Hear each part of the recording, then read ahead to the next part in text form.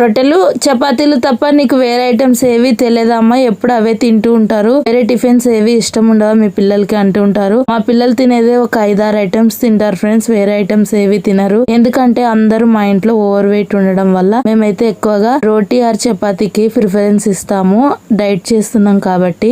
ఎలా అంటే 250 grams rice తీసుకుంటే గనక మనకి 100 కి 350 గ్రామ్స్ క్యాలరీస్ ఇస్తుంది ఫ్రెండ్స్. ఆ విధంగా లెక్క చేసుకుంటే మనము 2 గ్లాసెస్ రైస్ తీసుకున్నప్పుడు మనకి 2500 క్యాలరీస్ అయితే వస్తాయి. అదే పావు కిలో గోధుమ పిండి తీసుకొని మనం చపాతీలు ప్రిపేర్ చేస్తే ఈజీగా 4 చపాతీస్ అయితే అయిపోతాయి. అందులో క్యాలరీస్ కూడా 700 క్యాలరీస్ వరకే మనకు అందుతాయి. ఇంకా కర్రీస్ అంటారా, కర్రీస్ లో ఏరియన్స్ తినే కర్రీస్ లో క్యాలరీస్ చాలా తక్కువగా ఉంటాయి. ఆకుకూరలలో అయితే లెస్ దెన్ క్యాలరీస్ అయితే ఉంటాయి. తక్కువ క్యాలరీస్, ఫైబర్ ఎక్కువగా ఉండే పదార్థాలు తీసుకోవడం వల్ల బాడీకి హీట్ కాదు, హెవీ అనిపించదు, ఈజీగా డైజెషన్ అయిపోతాయి. ఈ విధంగా ఎంతమంది డైట్ ఇష్టపడతారు నాకైతే కామెంట్ చేయండి ఫ్రెండ్స్. మా ఇంట్లో అయితే మా పిల్లలు తినే ఐటమ్స్ లో ఇడ్లీ, దోశ, పూరి, ఒగ్గాని, చపాతి, కారం రొట్టి ఇలాంటి ఐటమ్స్ అయితే ఒక 7-8 ఐటమ్స్ ఉంటాయి ఫ్రెండ్స్, వేళ్ళ మీద లెక్క పెట్టొచ్చు మా పిల్లలు తినే ఐటమ్స్ అయితే.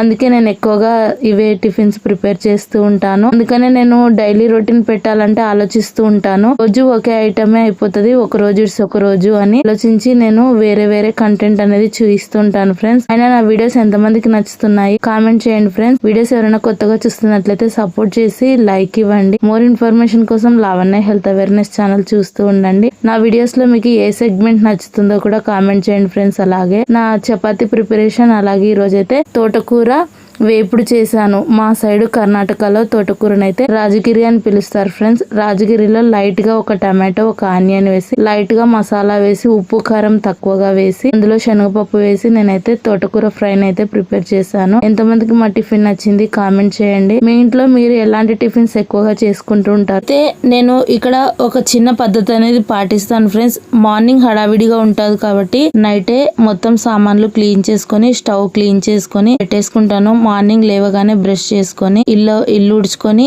Tiffin prepare చేసేయడమే. మా ఇంట్లో కాఫీలు, టీలు ఏవి తాగరు. మా హస్బెండ్ ఒక్కటే కాఫీ తాగేది మా ఇంట్లో. అందుకే మార్నింగ్ రొటీన్ గా చపాతీ కానీ రోటీ కానీ ఈజీగా చేసేస్తాను నేనైతే. ఒకవేళ ఎప్పుడైనా పిల్లలకి ఇష్టపడి పాలు కానీ హార్లిక్స్ కానీ అడిగినప్పుడు ఈవినింగ్ టైం ఇచ్చే ప్రయత్నం అయితే చేస్తాను ఫ్రెండ్స్. అలా కుదరదు, మార్నింగే తీసుకుంటామంటే గనక ఆ రోజు టిఫిన్ అయితే స్కిప్ చేసేస్తారు.